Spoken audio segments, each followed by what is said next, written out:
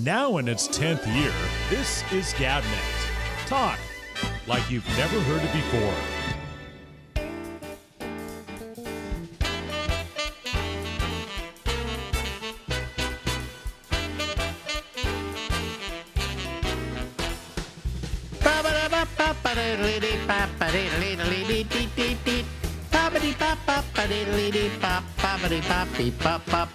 Hey, everybody, live from Harlem in New York City. It's me, I'm Alex, and this is the Ramble. Ladies and gentlemen, that's Mike Chisholm. Mike Chisholm is in Canada. We'll forgive him for that. You know, Canada, it's north. It's kind of it's the what we call a parody version of the United States. And I know how you like parody. Mike. Parody is the best. Mike runs a thing called the Letterman Podcast. Yeah. And we were talking about last time about all the various people that held down the late shows. And when you start saying them, you start getting into you start forgetting some of them. Absolutely. Especially and it all started with Dave. Dave started that opening. Yeah, well, yeah. Prior to that, it was like the Tonight Show and then Dave. Okay, yep. And before that, of course, Tom Snyder, that was it. And then Cabot all of a sudden, Bishop and Arsenio, they kind of came along as counter programming. We didn't mention Arsenio. What did you think of Arsenio? At the time, I loved him. I loved him and Dave. Like, it's funny because I loved my favorite time in late night was Letterman, Ferguson, O'Brien at TBS. My second favorite time was Letterman and Arsenio. I used to watch Late Night with David Letterman and Arsenio Hall pretty much religiously. My question is why Arsenio, who was successful at what he was doing, very successful, absolutely, quit. I never understood that. Well, he quit after about 3 years.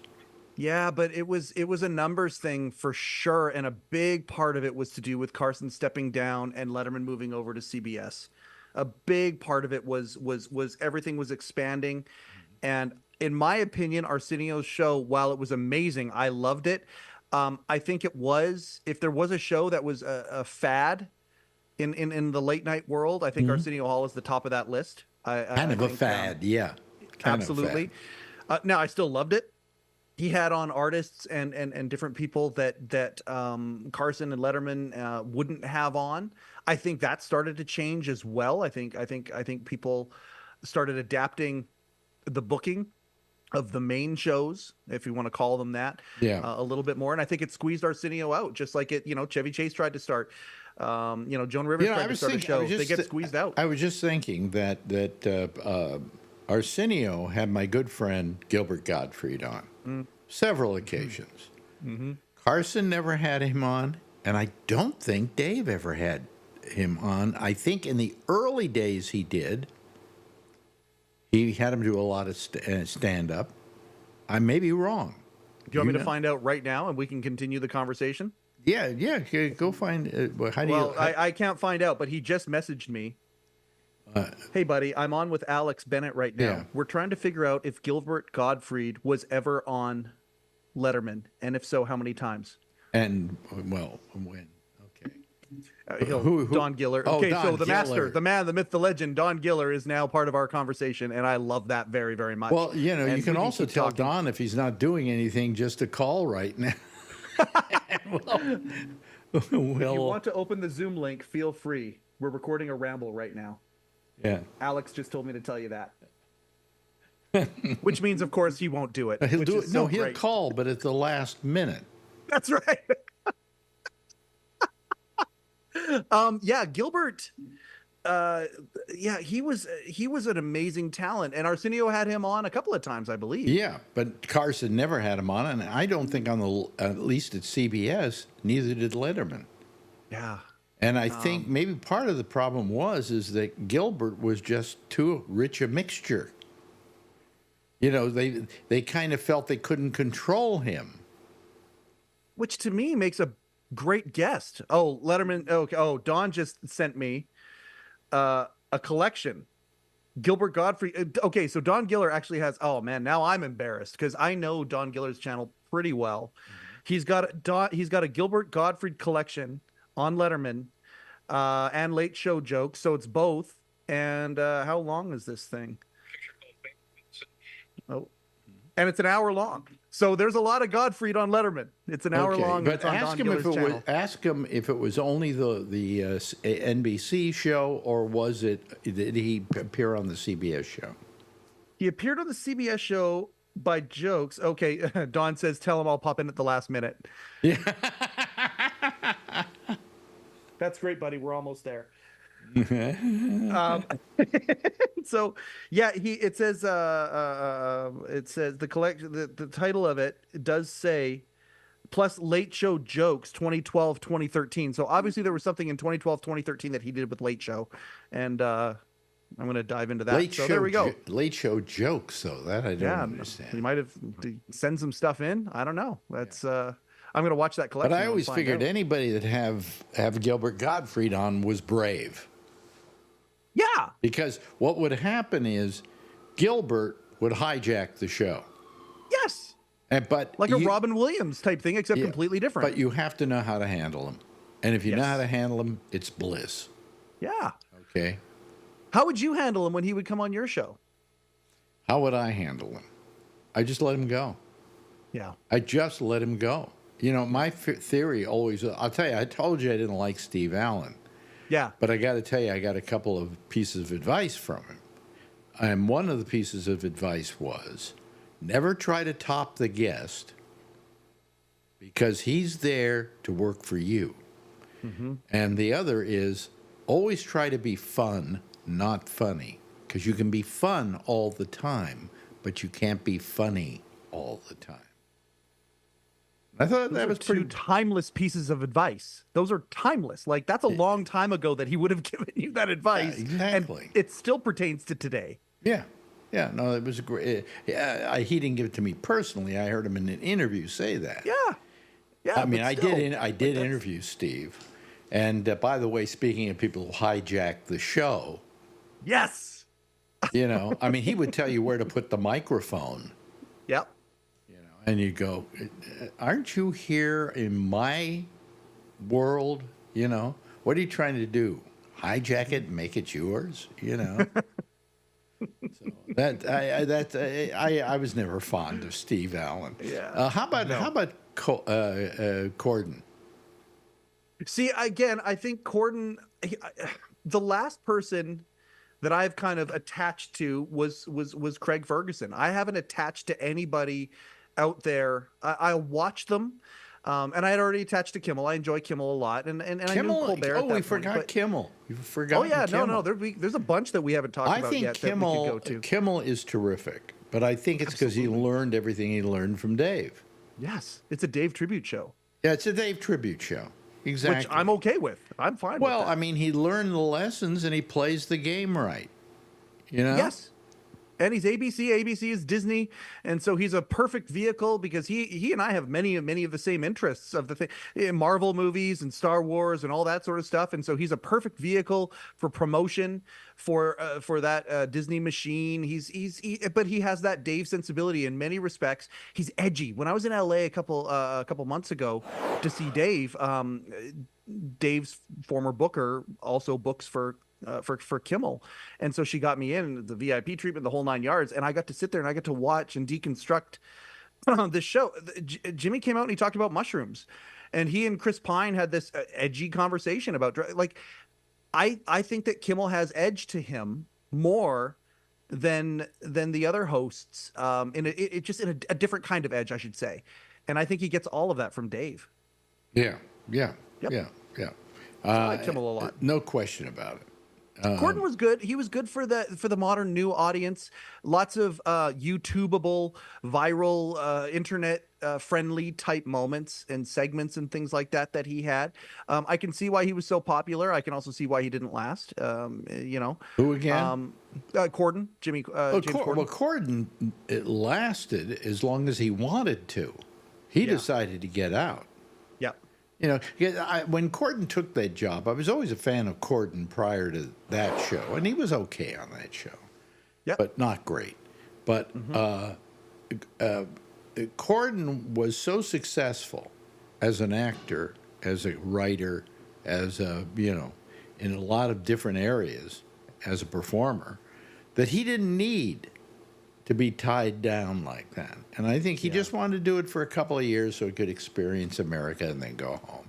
And that's exactly what he did, So he had his heart in the show, but not the country or the circumstance. That's a great way of putting it. I couldn't agree more. Couldn't agree more. So that was his problem. Did you like Kilborn? I know he wasn't on that long. Did you watch him very much? Did you? Kilborn was okay. Yeah. Again, not one of my favorites, It was good that he went into other things like movies and crap like that, But, Yep. I'm thinking. And then we got Fallon, which we haven't talked about yet. Fallon. Yeah. Do we have to talk about Fallon? Nope, we sure don't. I think he's terrible. I think he's just ghastly. But you can't deny how talented he is, though, right? Like, you may not like the talent, so but a his guy, talent for impressions and things like that. So a guy can juggle. So a guy can tap dance. So a guy can walk a tightrope. If you don't do them all the best of anybody, I don't really give a good goddamn. Okay, so something that you said earlier, let's go and do a callback to something you said earlier with the advice from Steve Allen. If you watch Jimmy Fallon on Late Show with David Letterman, and it was during the time before he took over the Tonight Show. It was when he was hosting Late Night. Yeah. And Jimmy Fallon comes on as a guest. He gets 2 segments, and David Letterman made him look like $1 billion. He did he told a story about Caitlyn Jenner, and in it, it's a funny story. Okay, and this is before Caitlyn Jenner became Caitlyn Jenner. It was still they were still Bruce Jenner at the time. Mm-hmm. He tells a story about the Olympics and Bruce Jenner, and he does a Tom Brokaw impression, and the story is funny. And then he gets his guitar out in another segment, and he does the Fresh Prince of Bel-Air theme as Neil Young. And Dave made him look like $1 million. He made him look wonderful and talented in everything. And that's Fallon in panel on Dave's Late Show. And it's proving your point and Steve Allen's point exactly where you elevate the guest and you do that. And you watch that interview and you're like, you know what? I'd watch that guy's show. That's how good he was in being interviewed by Dave. I think he does a terrible show. I think he watch that segment. Watch that segment, though. He's done that thing for 10 years and he still doesn't know how to do it. Well, you talk about a guy during an interview where you say maybe Mr. Okay. Here's the thing. Here's the thing. He sucks up to his guests and laughs at their guests like. If tomorrow you get a Late Show on one of the networks. Yes. Okay. Yes. You should watch Letterman. Yep. And you should watch Jack Parr. Absolutely. And that's about it. That's all you need to know. It's the only school the place you have to go to school. Is the School of Letterman and the School of Parr. Yep. Those 2 people knew how to do that kind of show. Yep. They knew how to do a show with people who are watching you between their toes. Mm-hmm. Okay? Mm-hmm. Who knew how to do a show late at night and entertain people and give them a coda for their day. I've never heard watching between your toes before. That's fantastic. No, I don't think I made it up. I don't think you did either, but it's fantastic either way. I think Parr made it up. I said most people watch me between their toes. But it's true, and I can never figure out quite a bit that, how people don't go to those references to see how to run a show. I don't know where Fallon went. He certainly didn't look at Dave, and he didn't look at Parr, and he didn't even look at Steve Allen or anybody else. Yeah. Their past, where they came from, I think has a huge impact on the type of show that they have. One of the reasons why Kimmel, I think, is such a close connection to Dave isn't just because of the reverence, but they both came from broadcasting. They both came from they're broadcasters first. Leno was a comedian first. Jimmy Fallon was an SNL sketch performer. Actually, Dave was in television as a weatherman, and that was about it. Well, radio. No. This is where I'll plug Jason Zinnemann's book, The Last China Late Night. He did a phenomenal job, meticulous job going back into Dave's college radio days.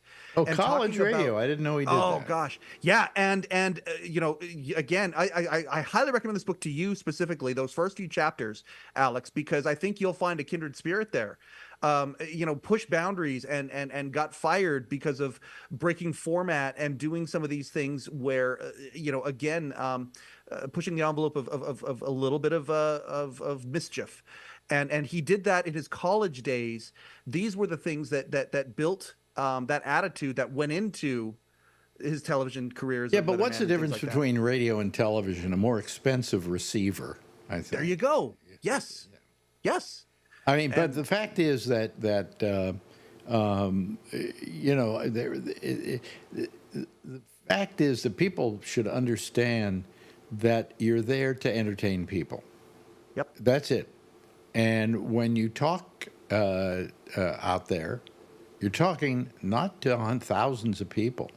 You're talking to one person. When I'm doing a radio show, there's only one person listening to it. And that's the person whose ears it's going through. Yeah. And so you don't act like they're a whole crowd, but you talk to that one person. And that, I'll tell you, that's one thing Snyder did so well. He could sit in that chair and he could look directly into that camera and he was looking at you. He wasn't looking at anybody else. Now, let me ask you this. What was the main success of Carson? What was the thing that he did that showed that what he was trying to do? Are you talking about like a segment of the You show? probably Are you talking about a don't. monologue? Or are you talking about Maybe I'm asking the question. not the all wrong. monologue? I'll Like, tell that's you- the first I'll thing I think of when I think of I'll Carson. tell is you the what it monologue. was. If you watch Okay. the monologue, Yep. Carson never looked directly at the camera. No, that's right. He had them Looked lined side together. to side, side to side, because he had all of his cue cards lined up in a row. Yeah, but also because he never looked directly at the camera. That was not his style of doing things. He never looked directly in the camera. Nope. That's why his goodbye speech was so powerful. On the other hand, Snyder looked directly into that camera. Could not agree more. He was talking to me. Yep. These are all things that we talk about, and in my case, it's a professional looking at other professionals. Yeah. And that's when why I I'm look at those fascinated other by it. professionals, I realize how bad I am. Well, hold on. Okay, so what you just said there, though, tripped something in my head because it's like, okay, you've now, when you were let go from, was it WMCA? No, I forget where it was. Well, I It was let go from a lot of places. But when you were let go and there was the protest the next day, like WMCA, yeah. MCA, okay. Letterman, same here, Stern, even the same thing. Like the idea that you are broadcasting to one person, that is what. The thing about Letterman that I loved was I felt like I was part of a secret club. I felt like I would go to high school or I'd go to junior high and having watched the night before, and 2 or 3 people, we would look at each other as we walked by each other, like knowing glances, like, secret okay, club. like we felt like we were part of something. You created that. It's the reason why on Monday, so many people who listen to you for years want to come on that show you do, that panel show you do, because you and Dave have that in common, whereas the listener or the viewer, whatever it is, feels included in what's happening. And I think that you just really loosened a keystone for me. Thank you for saying that. That's really, really cool that you made that. Yeah, but a lot of times, a lot of those people are amazed that they're even on a show with me, because they spent their whole time listening to that show. Yep. But basically the people who are on the show from California and New York know who I am. The other people don't.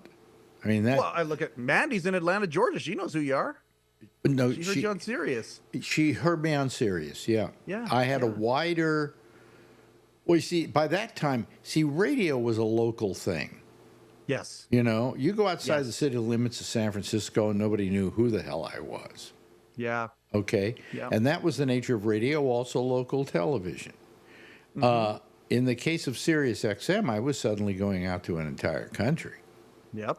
You know, so there are people around the country who remember me from Sirius XM, but they don't know me from Live 105 in San Francisco, Right. which is probably the best work I ever did. Yeah. You know, the work I did in New York, I was the youth guru. You know, and that was a successful show. But the one in San Francisco, by and large, was the most successful thing I ever did. Well, I think it's, again, comparing it to Letterman. Like, you think about late night and him as like, okay, fair enough, you saying that, and that makes sense to me, especially with the comedic elements that you added, the audience and all of that stuff, all the comedians. Okay, but you think back to New York originally, and it's like, okay, well, John Lennon and Abby Hoffman and big stuff, like really big, important stuff. That was an interesting time for me, but it was a completely different time than hanging out with all the comedians in San Francisco. And yeah, I did the same thing, by the way. Which is more fun than comedians. Oddly enough, I did the same thing in San Francisco. I did in New York. The only difference was the cast was different. Right. You know, okay. I specialized in comics in San Francisco. That was quite by accident, but it worked. Okay. Yeah. I became the first morning show to have a live studio audience. Yeah. You know, and the first morning show to interview comics as a regular staple of the show. In New York, I did musicians and left-wing radicals like Abby Hoffman and whatever, but then I would also, I remember I was watching a video the other day of this person. One of the first, I think the first musician I ever had on my radio show in New York that made me say, hey, I should do more musical people, which was hard to get in those days because you'd call up these record companies, you'd say, I'd like one of your rock people to come on my show. They say, you want to talk to a rock musician? Yeah. You know, and I said, absolutely. Yep. But I think the first one was Melanie. You don't even remember Melanie, do you? I don't. Nope, I don't. Yeah. What were the songs? A Brand New Pair of Roller Skates? I've got a brand new pair of roller skates. Yeah. I just heard a girl sing that in karaoke last night. Yeah. A 22-year-old girl sang that song last night in karaoke. Yeah. Talk about iconic. And look what they've done to my song, Ma. Oh, okay. There you go. Which Miley Cyrus does on YouTube. Yep. Yeah. Great song. Sure. But it was Melanie. She's your first. She was your first. I think she was my first. I can't remember any other. No kidding. No kidding. You know, I mean, I remember my first author was a guy who'd become a friend because I used to have him on by phone from another station. I think up in Minneapolis. Was Michael O'Donoghue. Wow. You know, so Michael was a very close friend of mine. I used to have all the National Lampoon people on my show doing parodies and stuff like that, you know. One night I won't go into it, but basically one night we made people believe that there were concentration camps in America, and we had the people on who ran them. And the people at the Lampoon said to me, before we do this, remember, what you do is you do something with the assumption going into it that it already exists. Right. What you're now questioning is, are they being run properly? So that you remove it one step away from being fake. Yep. Okay? And we had people calling the radio station, turning in their brothers and sisters and sons and daughters. Oh, that's awesome. And I had Doug Kenny on. Where's the tape of that? Does that exist? Oh, my God. I don't have it anymore. Doug Kenny played a retard, a kind of who's been brainwashed and given prefrontal lobotomies. And it was, and Michael O'Donoghue was on it. And, you know, it was a great show. I don't know. I don't have a copy of it. Anybody have a copy out there? Send it to me. I was going to say this. I was going to say this on a few Mondays ago on the show, and the moment came up and then it went. Your Live 105 stuff. How good of a podcast would that be now? Just playing the old clips of you with the old comedians, with the audience there. That would be. I would listen to that podcast. I'd subscribe to it. I'd listen to every episode that came out, and it's just all this gold that you guys spun. I have a lot of that stuff on my Roku channel. Is there? Do you really? I have a GabNet Roku channel. Yeah, and there's a lot of audio of comedians like Dave Chappelle, See, doing their act and so on. I don't have any Roku stuff up here. I gotta figure that out. If that's the case, I gotta go find that stuff. That's gold to me. Do you have a Roku?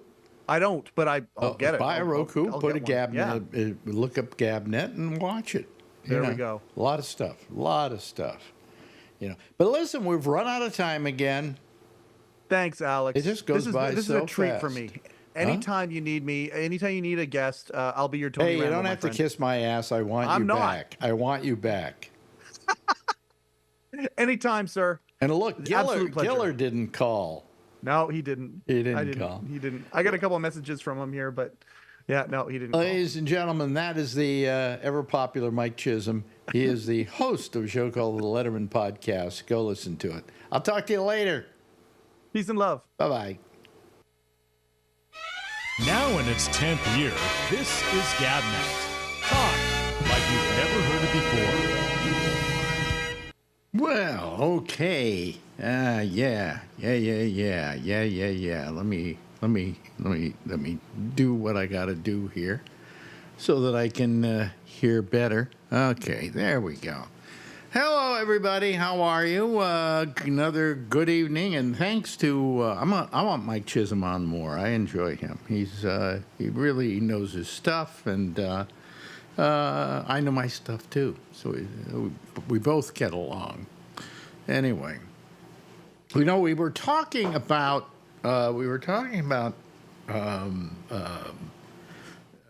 these late night shows and what late night shows were good and what late night shows were bad. And earlier today, I was watching some of them. Okay, Colbert, Seth Meyers, but the thing they all do and they all try to do are impressions of Donald Trump. And thank God, I have to hand it to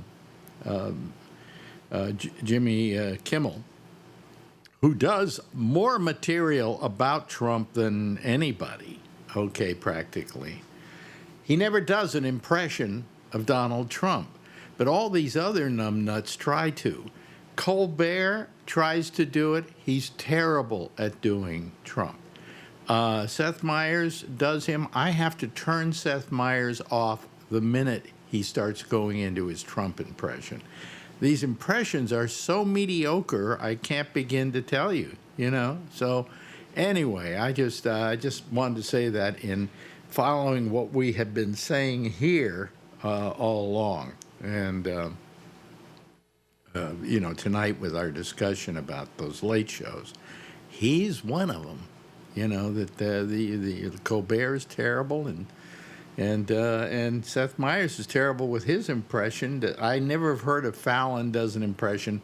I think he does, and it's not very good either, from what I remember.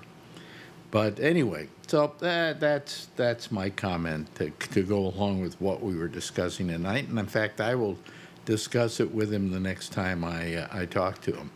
But let me bring some of these people in. There are only about 3 people waiting right now, but I will admit them all. And let me see here. There they are. There's, hey, look at yourself, Brian. Look at myself? Yeah. How can I look at myself? I need a mirror. Turn your phone or whatever sideways. There. No, go. Keep going.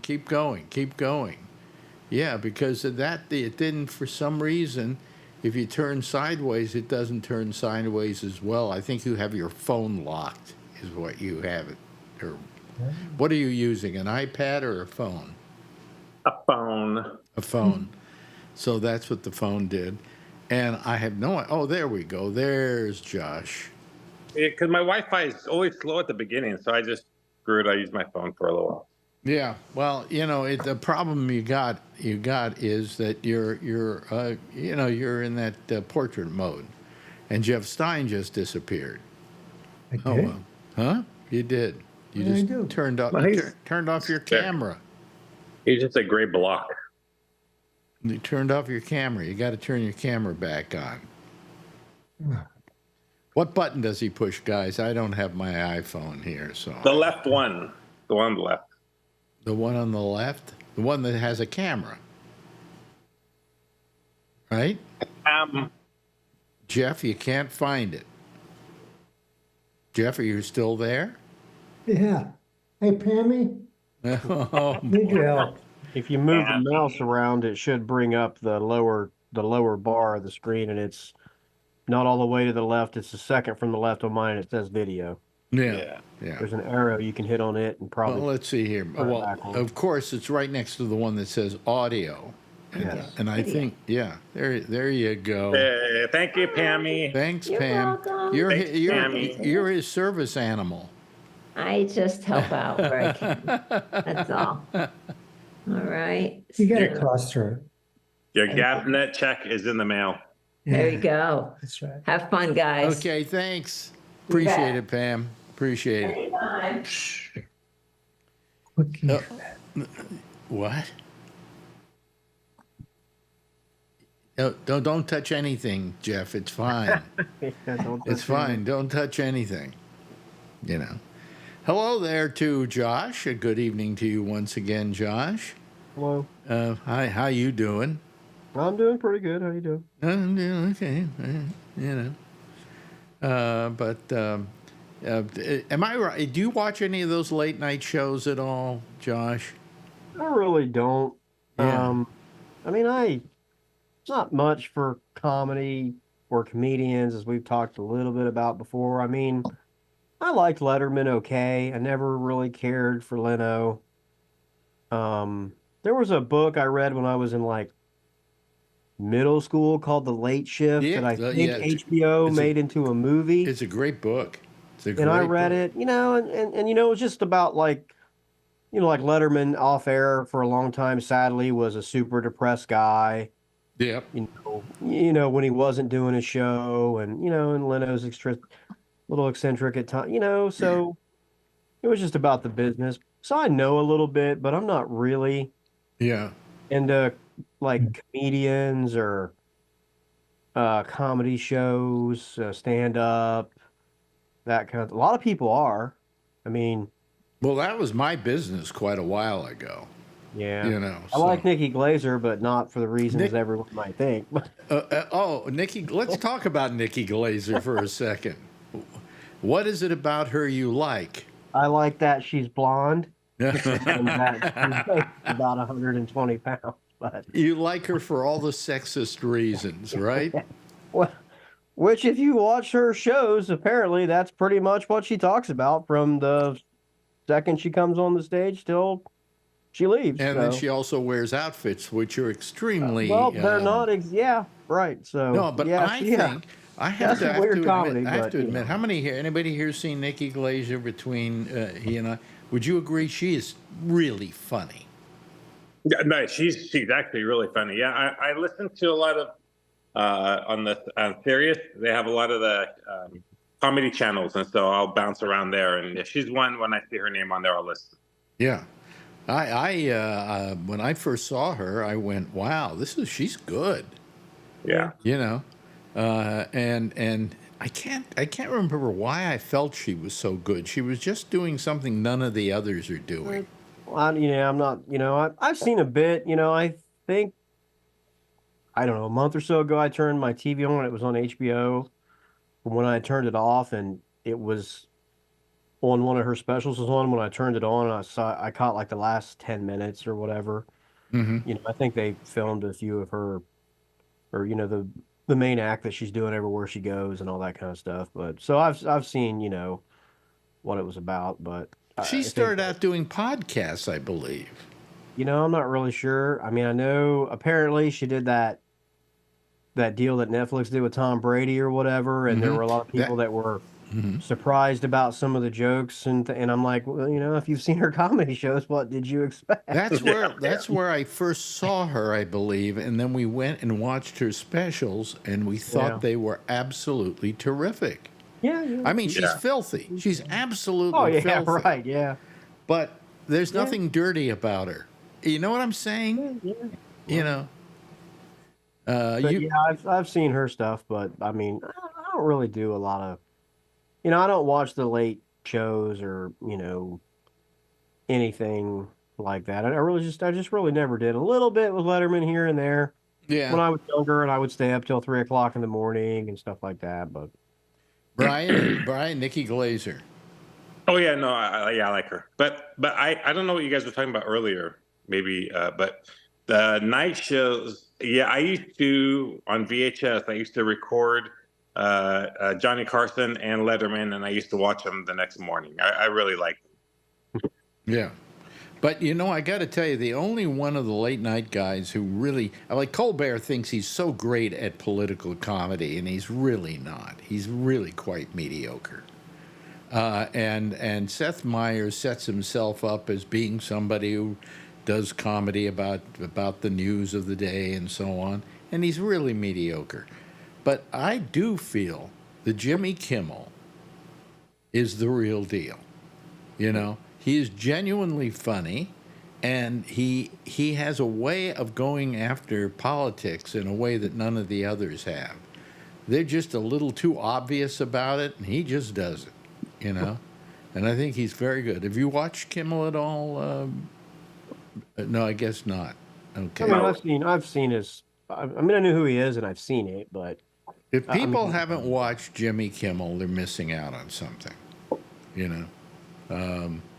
He's the close. If you like Letterman, he's the closest thing to Letterman we've got now. And it was only because as he was growing up, Letterman was his idol. And he took it seriously. Oh, here comes Bree.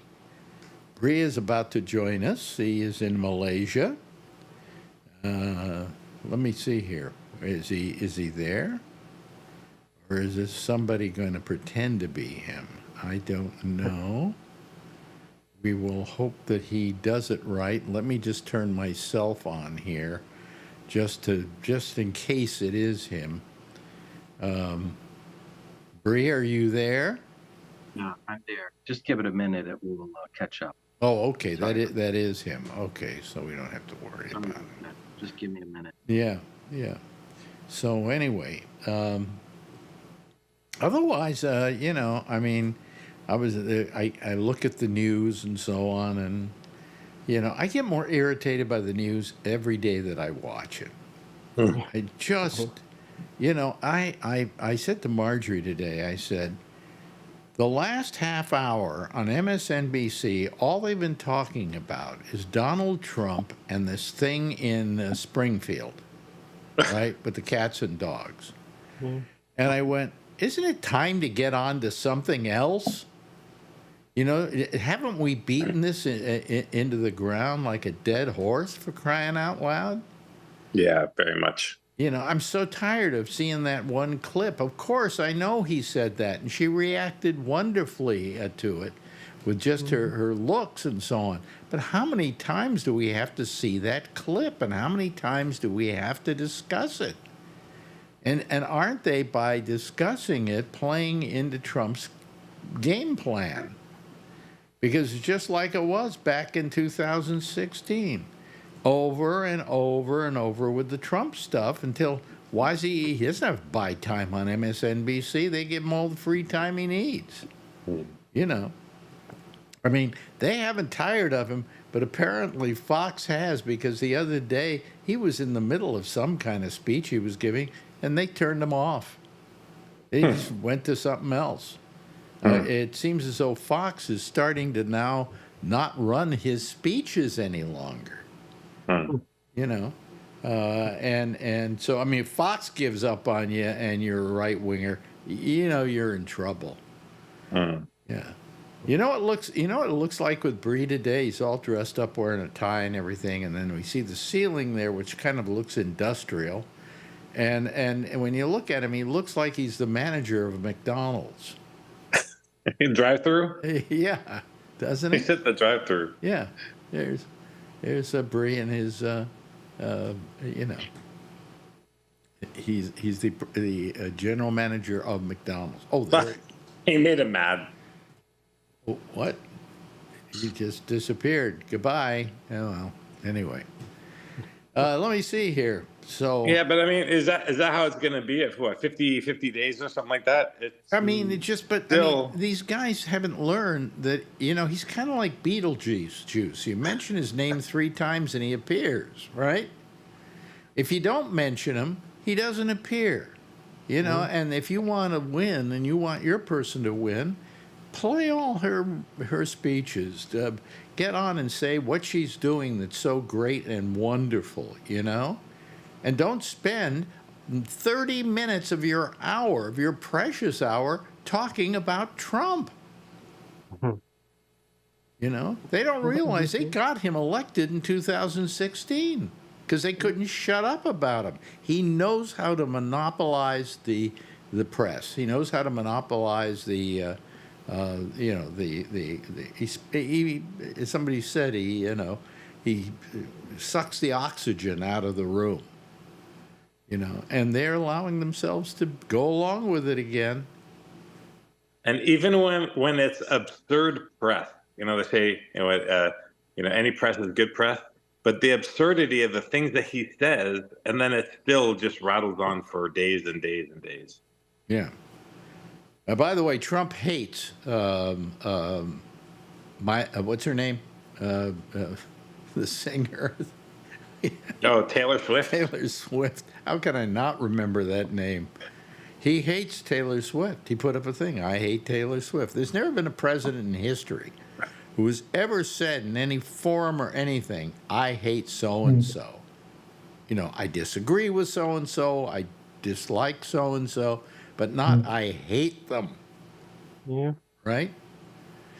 So yeah, I mean, that's not something that I think we should want. I mean, I think, people can make their argument. Yeah, presidents are humans, blah, blah, blah. I mean, I get it. I mean, I know we had presidents that hated people, but they didn't, publicize it so that it didn't become a thing because the government or the people who run the government don't have the right to single individuals out, for being who they, individuals, acting within their rights. Or simply because they have an opinion, Yeah, I mean, he can hate her, that's fine, but if you take a look at it, I think there are better terms than hate that you could use. But she hasn't done anything wrong.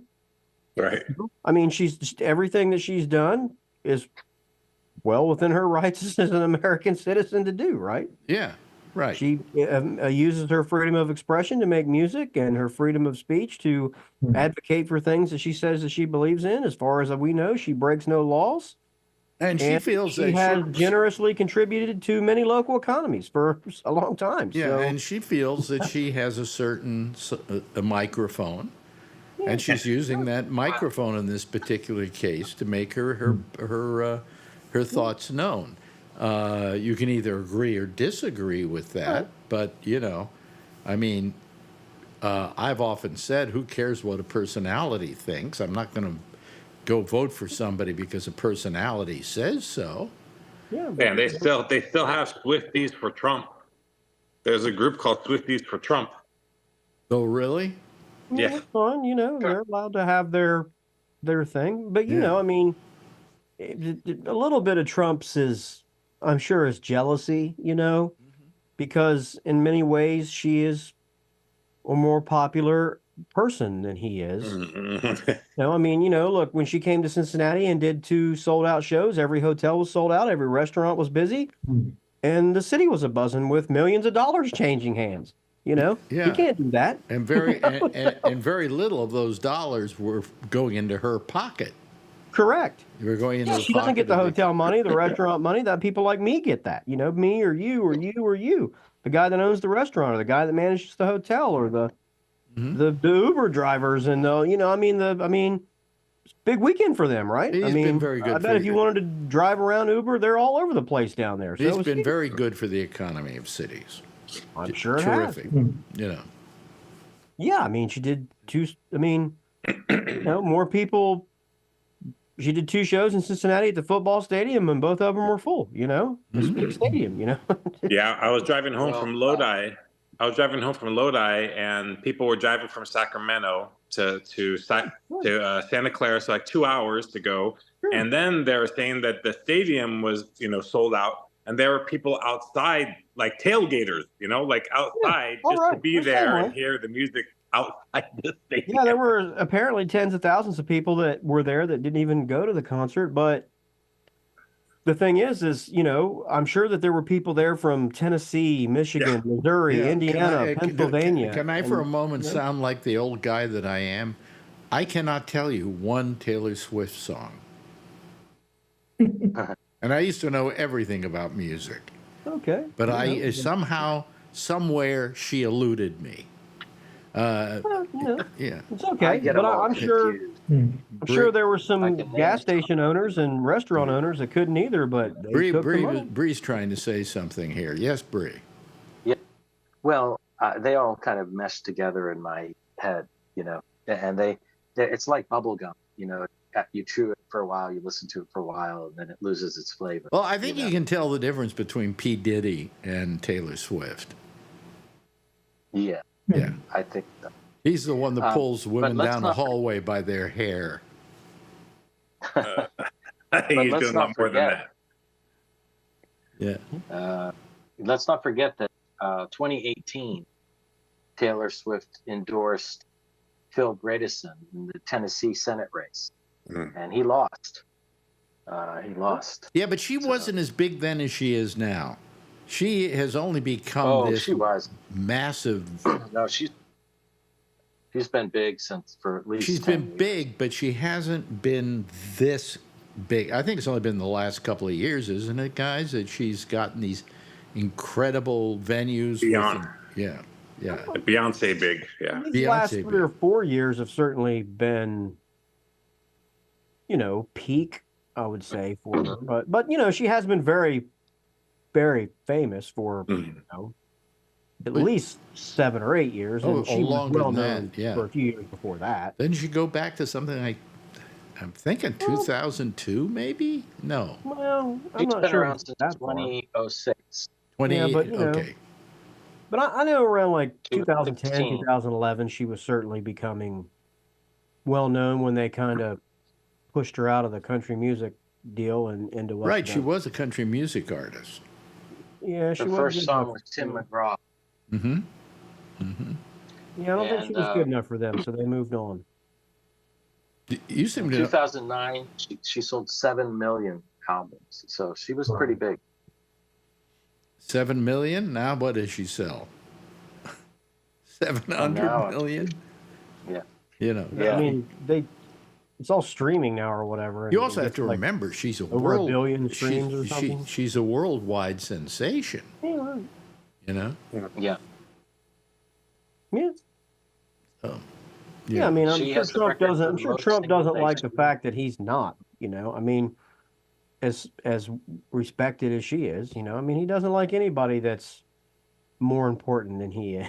So, I want to take up something with there's pride. Bree for a second. I got a message yesterday from one of our listeners, right, who was talking about about you, Bree.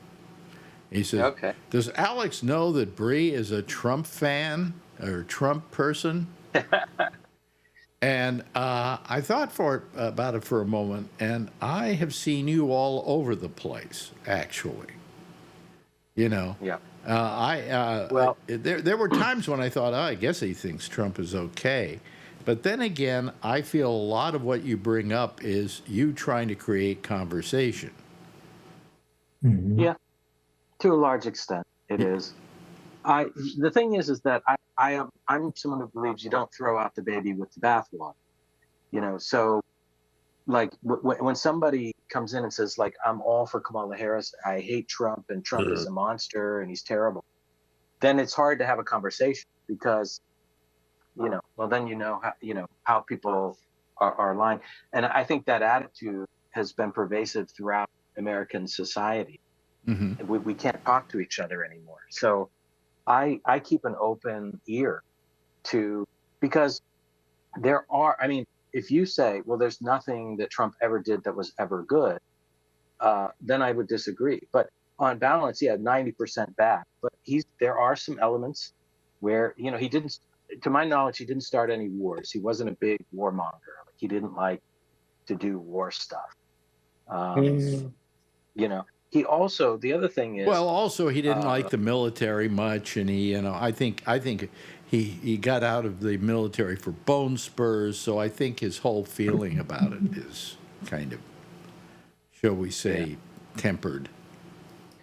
I think on the economy and on immigration, he wins because, you know, he has that attitude of, we're going to deport people and close the wall and, you know, do this and that. And on the economy, he basically will say anything that makes money or helps the economy, we're going to do it. Like, you know, he goes against nature, you know, drill, baby, drill. So some people in the short term like that, you know, and so I disagree with that the policy on, you know, on drilling and well, I don't think that he's particularly good on the economy. And I'll tell you why. I don't think he's good on the economy because this guy has never really run a successful company. They've all gone bankrupt. You know, so what's his idea of how you save America in its situation? Well, you're gonna like bankrupt the United States and then burn it down down to the ground for the insurance money? Yeah, I think that. I think that bankruptcy, I've seen it used. I ran a business, and I had another one of my connections. Is up there 100%. Oh, wait a minute. Hold on. But if you're going to talk, Jeff, then we have to have you mute. Oh, yeah, I didn't know if he was talking there. Yeah. So I ran a business, and there was a larger business that I supplied to, and they declared bankruptcy. Mm-hmm. And the reason why they did it was not to go out of business, but they were in leases in shopping malls that they wanted to get out of. Mm-hmm. And the only way they could do it was declare bankruptcy and reorganize. So they didn't declare bankruptcy because they were failing. They declared bankruptcy to get out of contracts that they believed were not in their interest anymore. Right. So I think it's a business tactic sometimes that's used. I don't agree with it. Obviously, I was on the other side of it, and I wouldn't want that to be done. So I don't know. You know, I'm not voting for him, but at the same time, I don't like the rhetoric when it gets too elevated to the point where we can't even. Well, none of us. I don't think any of us like the rhetoric. Okay, on either side. But I don't think the Democrats could be considered raising that dialogue to a peak. You know, I think we do to a certain extent. You know, like when I hear MSNBC bashing him for 30 minutes on this dog-cat thing, which, you know, is already a story that's so old it's ridiculous. You know. Yeah, I just think that I don't want to get to the point where we can't have a discussion about it. And so I'm always trying to, you know, temper that to say, I guess it's, you know, I always say I'm a moderate pragmatic centrist. And, you know, both in terms of, you know, the different dimensions on which the scales are there. Yeah. You know, I'm neither fully liberal, not fully conservative. I'm not fully populist. I'm not fully corporate. I like to be right in the middle because I think it depends on the context and the situation. You'd like to feel that you are a what's the word I'm looking for? You're the voice of common sense. Is what you'd like to be, but sometimes sometimes in this world that's mistaken as being on the other side. Yeah, no, I know what you're saying because there are people out there who want you to decide. Remember when Bush said, "You're for us or against us," or something like that. Mm-hmm. If you're not for us, against us. Huh? What did he say? Yeah, if you're not for us, you're against us. Yeah. Right. Yeah. And I'm like, I don't know about that, like, because that paints with a pretty broad brush, and there may be circumstances where you have to make a decision, and where you have to stand. And okay, you know, there was a skit on, I think it was was it Jimmy Fallon or Jimmy Kimmel? I get it mixed up with it. No opinion guy. It was like last night or the night before. Yeah. No comment, no opinion. And sometimes I feel like that guy. And he said, Fallon asked him, who are you going to vote for? And he said, I'm not sure, no opinion. He said, but maybe Romney. And he's like, what? That was 10 years ago or whatever. He said, I'm just getting around to making a decision about that. Yeah. And sometimes that's how I am too. Yeah. Yeah.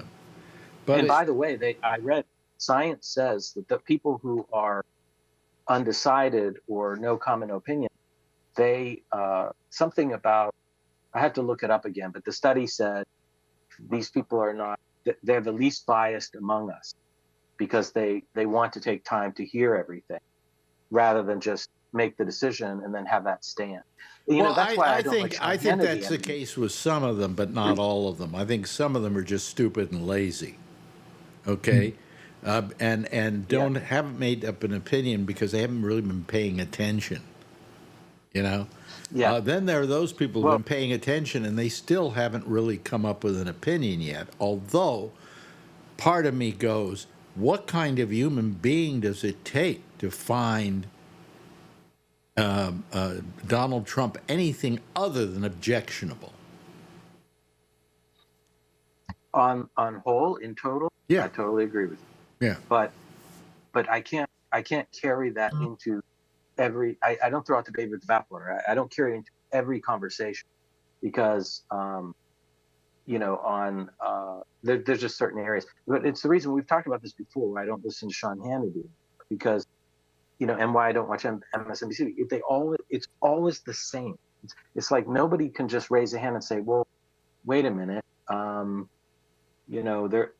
They did have the Abraham Accords during, Trump's presidency. It was a step in the right direction. It was trying something new.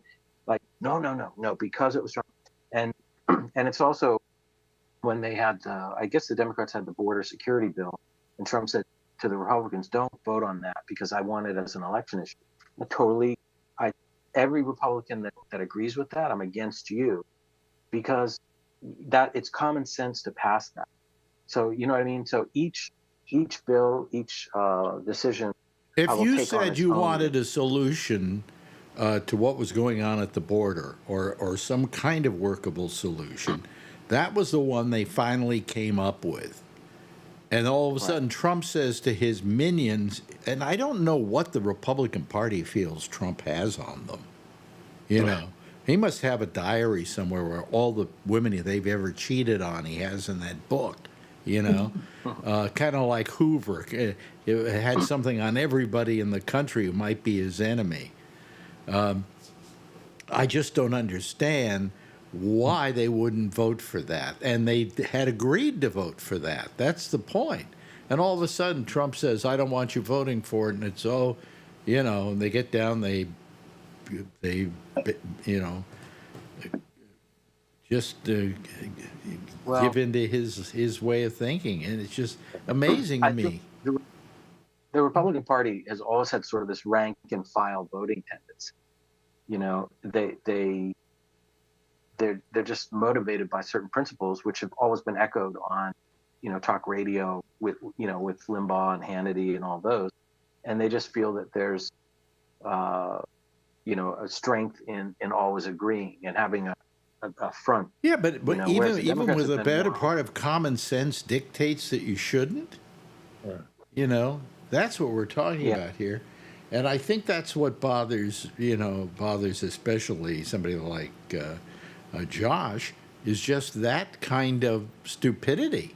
I wish we had a country in which the Republicans and Democrats felt their only job was to help the American public.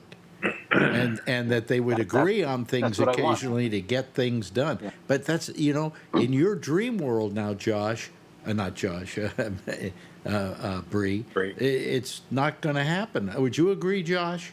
I don't think we're in any kind of an atmosphere where that's going to happen, where the American public is going to come first. Well, we're not, at this current moment, we're not really. I mean, I think that if they could push past Trump and Trump politics, that they could get back to a area that is at least workable. For example, they did agree on a border bill, right? Yep. You know, that if it had gone to the floor, would have gotten 300 votes in the House and 70 votes in the Senate, which is 2/3 of, I mean, it would have been fine, and the president would have signed it. It'd be a law today, and it didn't. Yeah. And it didn't because But- of one man and the attention and allegiance that people pay to that one man. But what did he have going for him? Well, This is a guy who 4 years earlier had lost the Republican there Party's are hold on the people White that House. attract that sort of attention with No, but there things seems to be that a he had fear. done. Josh, there seems to be a fear. Well, I think part of it's fear, and part of it is a sick allegiance to certain things. I mean, you've got guys who Trump has obliterated, what's his name down in Texas, Cuban, Cruz rather. Cruz. Mark Cuban, Ted Cruz, Cruz might live. and he accused Cruz's father of killing Kennedy. Yeah. And yet now who's sucking his dick? Cruz. Well, I mean, they're men of You're love getting integrity. demonetized for that, Al. What? You're getting demonetized for that. Probably. Well, I mean, they're So just people in the chat, Alex, people in the chat are asking, you should ask me directly who I'm voting. I And don't think they say, I don't think they need to know, and I don't think you need to say. okay. Unless you Well, want that's to. fine. If you want to, it's fine. right. That's what I would say. It's But it's if you don't want to, hey, that's between you and your God. Obviously, you just said you're not voting for Trump, so there's very little options. Is Jill Stein running this year? I don't think so. Hey, fill in the blank. Well, I mean, would you agree that's throwing a vote away? Me? Yeah. No, because everybody, yeah, she is running. She's on the Green Party. So Jill Stein. So you're Probably voting vote. for Jill Stein? Probably. Yeah. Yeah. Okay. She's pretty good. Yeah, well, she has a really good shot this year. It's a protest vote in a way. It's kind of like none of the above. Like I don't really. Well, what don't you like? Let me ask you this: what don't you like about Kamala Harris? Well, I do like her, but several things. One, she was not elected in the Democratic primary.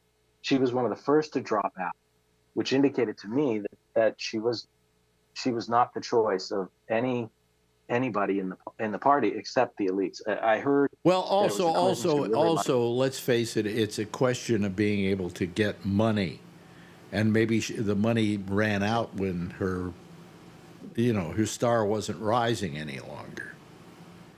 And so she had to come at the presidency from another direction. But my question is, I felt when it turned out she was maybe going to be the nominee, I was going for Gavin Newsom. I figured he could win, But I was as soon as she got the go ahead from Joe Biden, and I started to listen to her. I went, this woman's better than I thought she was. She's got more going for her. And I changed my mind. By the way, you can change your mind in spite of what the Republicans say. You are allowed to be for fracking one day and against fracking the next, because somewhere along the line you saw the light or something happened and you changed your mind.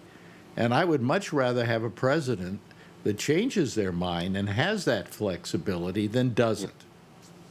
Well, that's the key. I agree with you, and that's why I stopped watching and listening to Sean Hannity. We've talked about this before. He used to have on Mike Farrell from, the MASH actor. Yeah. And they would debate issues. Like he was more open to hearing the other side and giving it a platform on his show. He can't do that now. He's in a straitjacket. So it's like, I don't like that because he is essentially in a straitjacket. He has put himself. He and I in got his own into a straitjacket. debate on the what's his name show. The guy was my friend who died, who was his partner at one time. Bob Grant. No. Alan Combs. Alan Combs. Yeah. Oh, Alan Combs. Yeah, Right. and I was on his Alan Combs show with him. We were, I think, a long time ago. We were discussing whether Schwarzenegger would win the governorship in California, and after we had our discussion, in which I went after Hannity, and I said, "Come on, Sean, quit acting that way. You know, you're just to begin with. All this is show business, and you can't take it that seriously. You know." And he's going, "I'm not in show business. I'm a political commentator." Blah blah blah. And after it was over, I was told by Combs that he had told him, "Don't ever put me on with him again." Yeah, well, we should get you a slot on the Hannity show now. Yeah, right, See if we can put exactly. you in that. Well, I used to be on I'll Tucker Carlson's show every week Oh, that you should. You could definitely do that again. when he Just was on YouTube. MSNBC. You know. I think it would be great for you to be on there. I would enjoy that. Well, You know, you should be on with Pierce Morgan. oh God, oh God, oh. There, you see, Alex, you could hold your own. we have so many. You could hold your own on that show, and they'd have you. Yeah, but the trouble is, we have so many whores in this business. You know, Yeah. all those guys are whores. You don't think Laura Ingram's a whore? Absolutely, she's a whore. And I don't mean that she's a prostitute. I mean she's a whore. She whores herself out. All of them do. All of them give into that, you know, I'm going to be the right-wing nutcase because that's what plays over here at Fox, and I'll make a lot of money out of it.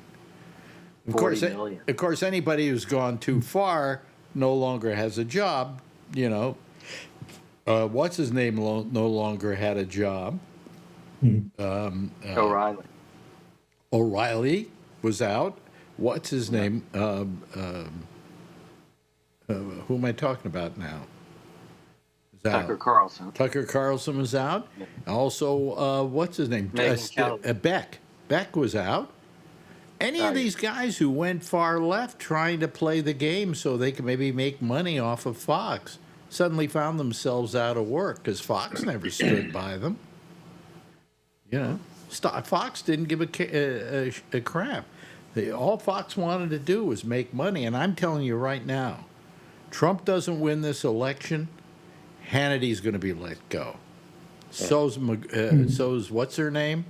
And most of those guys. Because Fox is going to say, I guess this isn't where we've got to have our audience now. Yeah. You know. What do you think, I tell you Josh? what, I will vote for. What? Let's say that. I will vote for AOC in the future. if She AOC? runs. Good for Yeah. you. Good for you. I like her a lot myself. Yeah. See, so the one who Well, said he's voting for Trump, go screw yourself, okay?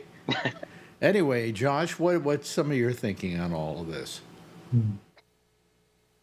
Well, I mean, Fox is.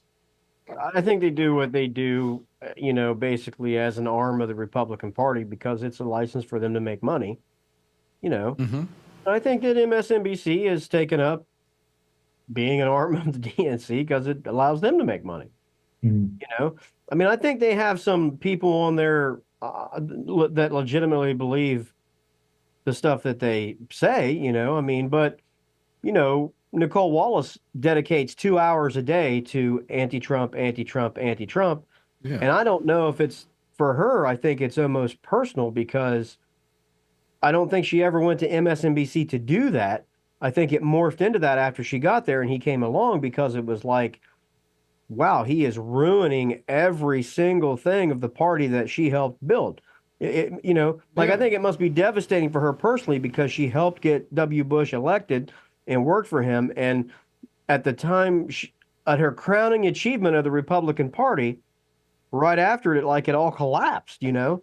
So for some people, I think that it's personal. I mean, I certainly think, you know, Hannity and those guys, I mean, they have this shtick that they do, and it's obviously to make money because they know that they say things that they know are wrong or that they know are not correct, or they make huge deals about stuff that really are not big deals to anybody except the people watching their show. Let me bring up something here that is the argument within my household. Okay? And the argument is about P. Diddy or whatever his name is this week. They've been denying him bail, saying he's a flight risk. And I keep arguing to Marjorie that I don't think he's a flight risk at all because he's too well known. Yeah. You know, it's hard to be a flight risk if everybody knows what you look like. Yeah. And I saw Sean Combs down here last week. That's where he is since he ran away or whatever. Yeah. My feeling is that they're keeping him in jail because they want to look good.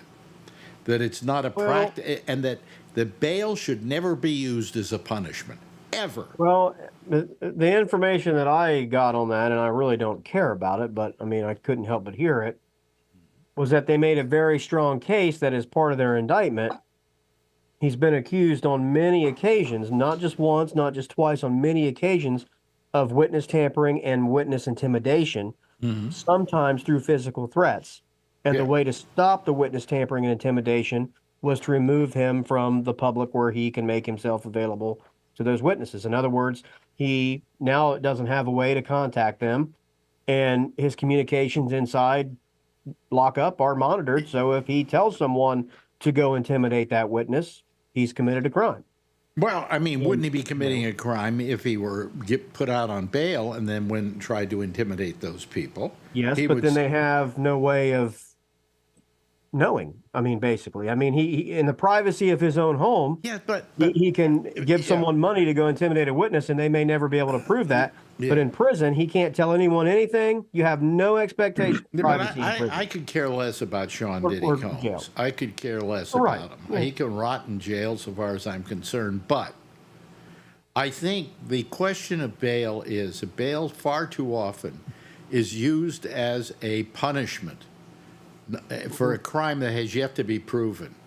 Well, I think that's the case I would consider that the case in a lot of lower level stuff. I think this one, I don't see it that way, but I would agree with you in tons of other cases. I mean, I think there are plenty of other people that have unreasonable or high bail set no bail. You take some poor person who gets, I'm setting bail at $1 million for you. Right. And, they don't have that kind of money. I mean, I couldn't put up the bail should be commensurate with how much you make. What do you think, Brian? You haven't talked here for a while. We're talking about P. Diddy, or Sean Combs, or Puff Daddy, or whatever.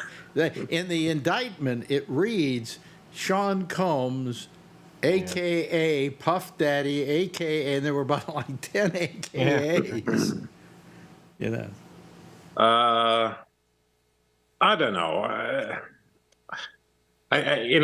Flight risk. I think he would maybe take off. But look at OJ. Was OJ trying to take off too? I don't know. Well, OJ wouldn't stop for the cops. This is a guy, for instance, who was stuck around, and when it was time to turn himself in, turned himself in. Not exactly acting like a flight risk, And I'm just saying that, sure. He what he did is he had his mother's house down in Florida. It was worth $50 million. And he paid off the final $17 million that he still owed on it so that the house could be put up for bail.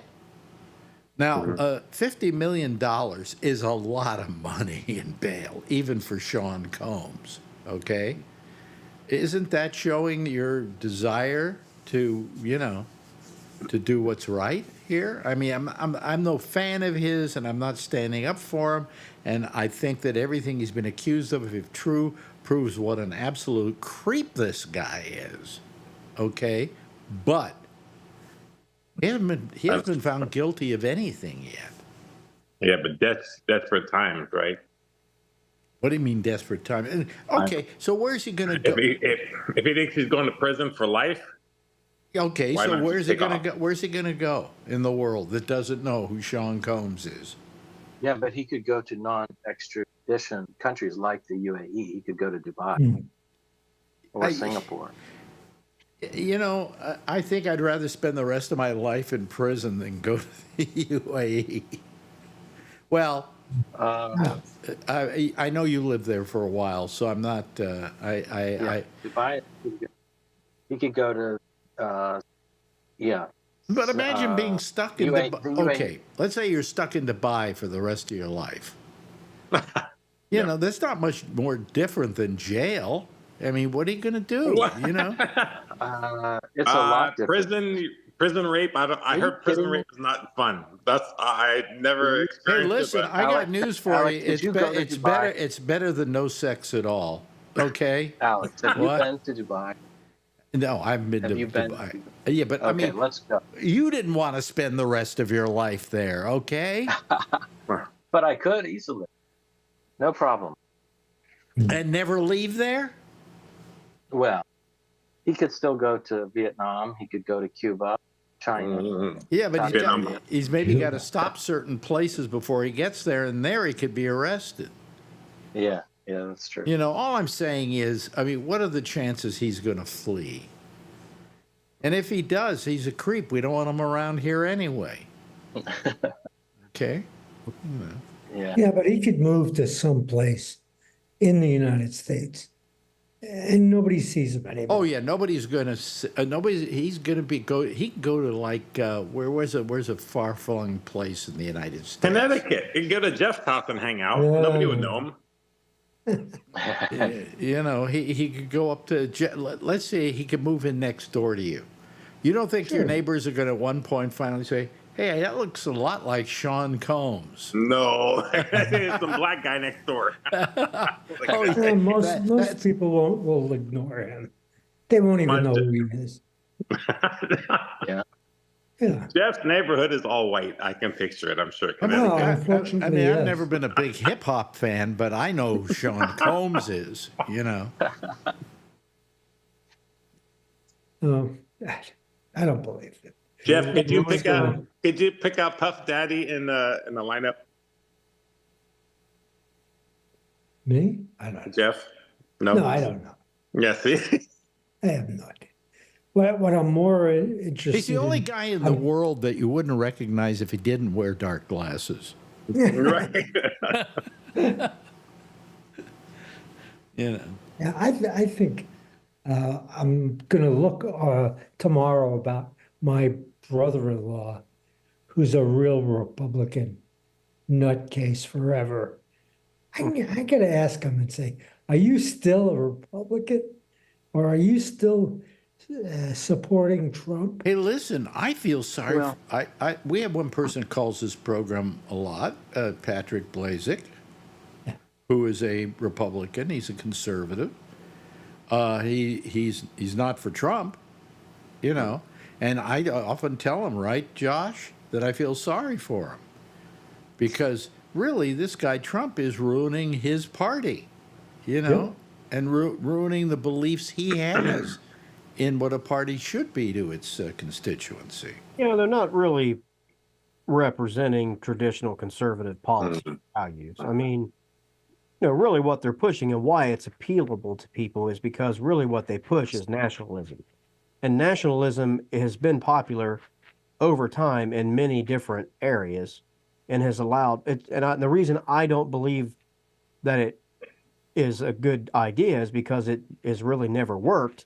And it almost always leads to disaster, you know? So for as much as I might not want as many people from here or there or whatever, I understand enough that sometimes you got to live with some of the bad things about your country to get all the good things in your country, because I don't think some of those things work. You know, historically, I haven't seen nationalism work. I haven't seen isolationism work.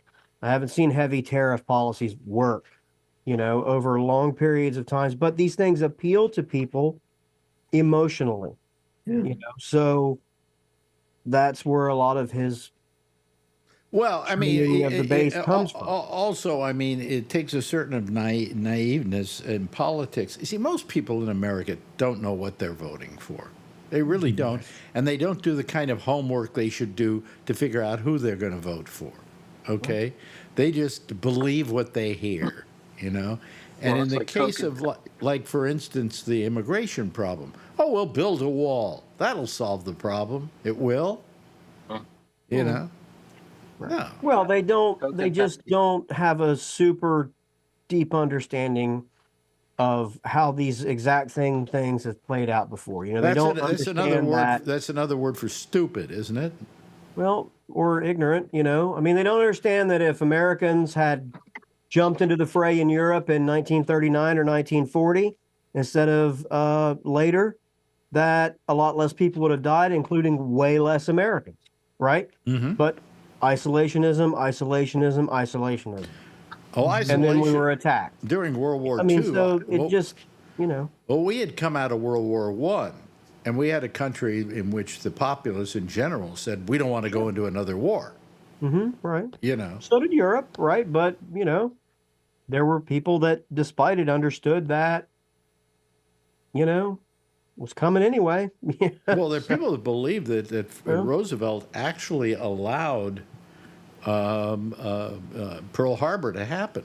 He knew it was going to happen, and he did nothing to stop it because he needed an excuse to get into the war, both in the Pacific and in Europe.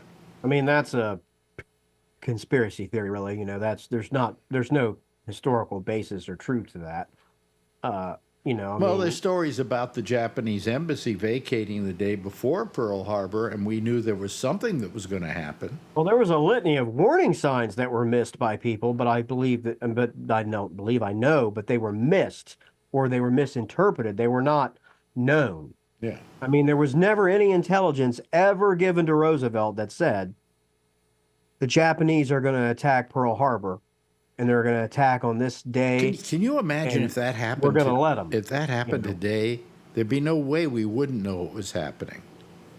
Well, that's possible, but you know, the other thing is really if the Japanese, unless we put them in all the pagers. if the Japanese had not messed up at Pearl Harbor, there would have been really no America getting into that side of the war very easily anyway. If they had really wiped out the Pacific Fleet like they set out to do, that would have been devastating. So that's why he could have never have let that happen. I mean, you know, it was just, it would have been devastating. I mean, you know, so there's no possible way that Roosevelt or anybody else would have ever let that happen. There are just too many smart and proud people that would never let Americans die for the sake of whatever you think their long-term value is. I said this last night, and I'll say it again. I mean, I certainly am not for Israel in the way they're handling themselves on the world stage, okay? But, man, that whole pager deal, that's purely James Bond stuff, isn't it? Fantastic. Technically super. Yeah, technically super and devastating because a lot of the people who got hurt were in Hamas, not Hamas, but Hezbollah. They were kids, you know, and innocent men, women, and children. So you know, it's Israel not caring who their bomb hits, you know, as long as it hits somebody. Yeah, the bad part about that is now somebody else can learn how to do it. Oh, in absolutely, New York or wherever. Yeah. Yeah. What were you going to say, Brian? Exactly. No, that's exactly what I was going to say. You know, all these things, AI and everything that people are going to use for bad, and now you have something like this where they're using it for bad, you know, this technology, and now it's out there, right? So. Yeah. Well, I guess this is it for, you know, Hezbollah carrying pagers and walkie-talkies they did the next day. Yeah. You know. And how they got them into the hands of these people is beyond me. And the fact that they didn't know, you know, obviously, pagers are out of the question now. But then again, let that be a lesson to all of you who use pagers. Okay? All the drug dealers. All the drug dealers. Anyway, hey, listen, our theme is playing, and this has been a really good hour of talk here with you and I and everybody. Thank you, Brian, for being with us this evening, and thank you, Jeff, for joining us. Josh, always good to see you here on the days when you don't work. And of course, it's nice that we got everything cleared up with Bree so that people can have an idea of who he's not for. Okay? Anyway, everybody, give a big wave goodbye. I'll give you a big wave goodbye also and say good night to all of you. You know, Amy Emanuel is next. She's here with the show that comes up next, which is The Intersection. You should stick with her and enjoy her program and give her a call. I'll see you again tomorrow night, same time, same station in life. In the meantime, as always, if you see her, you know, tell her I love her, okay? Bye.